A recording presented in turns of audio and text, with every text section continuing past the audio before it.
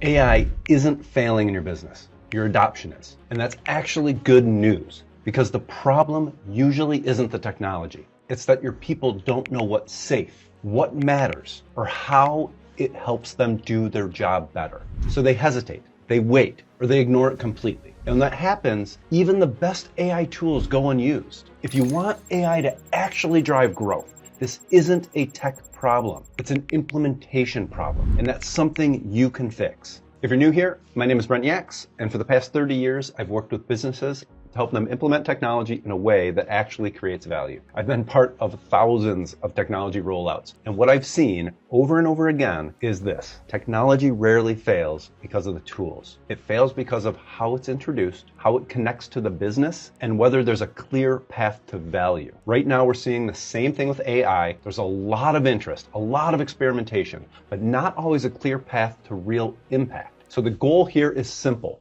to help you think more strategically about AI and show you what it actually takes to make it work inside a business. If that sounds like it'd be valuable, give us a thumbs up or subscribe for more business-focused content. Let's dig in. Let's take a step back and look at what's actually happening inside most organizations right now. On the surface, AI adoption feels messy. One team's experimenting, another's holding back, some employees are moving fast, while others are unsure if they should be using these tools at all. You'll hear things like, is this approved, or are we allowed to use this with that data? And at the same time, leadership is trying to encourage innovation while also managing that risk. So what you end up with is hesitation, inconsistency, and a lot of half-started ideas that never move beyond a pilot or an individual's usage. But here's the important part. This isn't random. These are very specific patterns behind why this happens. The first pattern, and where most organizations absolutely need to start, is that there are no clear guardrails. People don't know what's safe, what's approved, or where the boundaries are. So what do? They either hold back or they experiment quietly without alignment,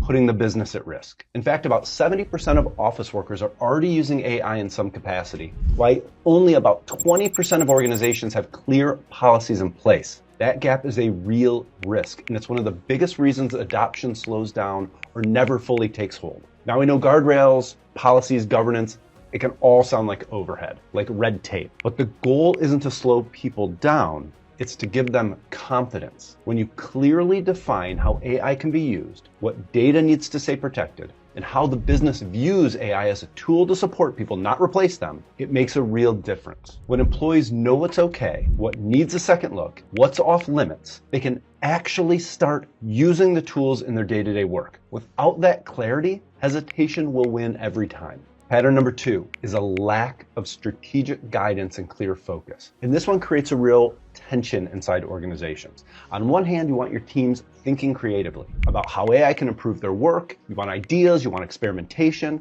But on the other hand, the business has priorities. There are specific problems leadership is trying to solve. So what happens? Employees bring forward ideas based on what they see day to day. Leadership evaluates those ideas based on their strategic impact. And without alignment, most of the ideas get a no. Over time, that constant rejection starts to kill momentum. It sends the message that innovation isn't really wanted, even when it is. This is where strategic guidance becomes critical. It serves 2 purposes. First, it creates a clear steering mechanism for approvals, policy, decisions, and compliance. But just as important, it creates focus. It helps teams understand where to look, so the ideas they bring forward are much more likely to get a yes. When you get that balance right, you don't limit innovation, you actually accelerate it. Pattern 3, the absence of trusted champions. I know we'd all like to believe new people adopt new ways of working because leadership tells them to, but that's not really how it works. People are more likely to adopt when they see someone like them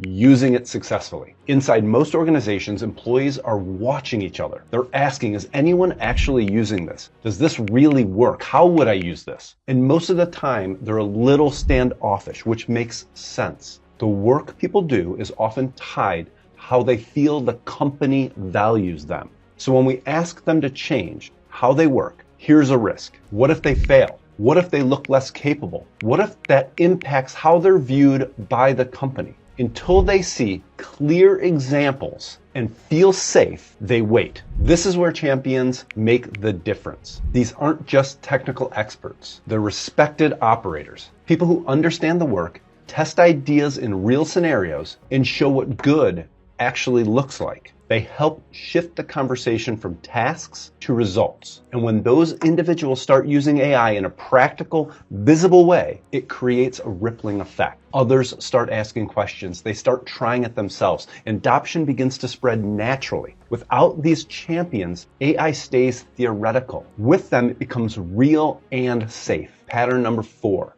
a lack of clear, practical use cases. Even when people are open to using AI, they often don't know where to start. They hear use AI, but that's not actionable. It's too vague. So what happens? They either don't try at all, or they assume it needs to be something big or complex. But in reality, adoption starts small. It starts with the everyday work people are already doing. Things like summarizing information, drafting emails or documents, preparing for meetings, building presentations, doing a first pass analysis for a report. These aren't flashy, but they're useful. And more importantly, they're repeatable. The key is making sure these uses are tied into real workflows and connected to actual business outcomes. That's where the value shows up. This is also where your champions play a critical role. As people start asking, how could I use this? Champions can guide those conversations, connecting ideas to real business needs and helping uncover new opportunities. You don't need hundreds of use cases to start. You need a few that are clear, practical, and aligned to the business. From there, momentum builds, because once people see what's possible in their own work, the ideas start to come, and they keep coming as long as there's a continued buy-in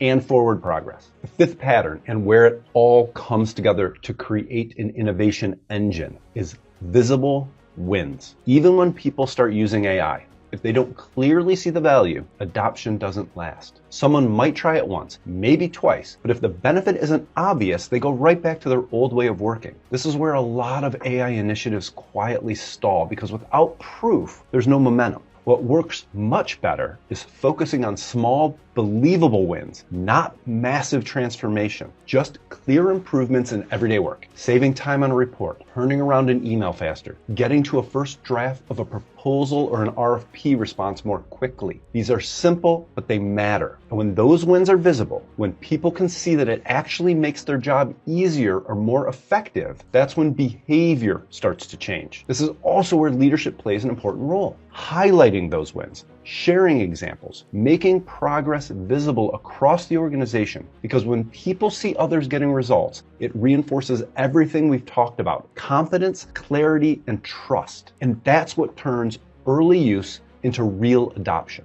When you step back and look at this as a whole, successful AI adoption isn't random. And it's almost never just about the tools. It's about how you introduce it, support it, and scale it inside of your organization. It starts with clear guardrails so people know what's safe and where to begin. Then it requires strategic focus so efforts are aligned to what actually matters to the business. From there, you need champions, people who make it real and show what good looks like in everyday work. That leads to practical use cases so employees know exactly how to get started. And finally, it's reinforced through visible and celebrated wins, because that's what builds confidence and momentum across the organization. When these elements work together, AI stops being an experiment and starts becoming part of how work gets done. And that's when you start to see real lasting impact. If you want to learn more about how businesses are using AI successfully, check the comments below for a link to some additional resources. Thank you for watching, appreciate it. And if you found this helpful, give us a like or subscribe to see more business-focused content just like this.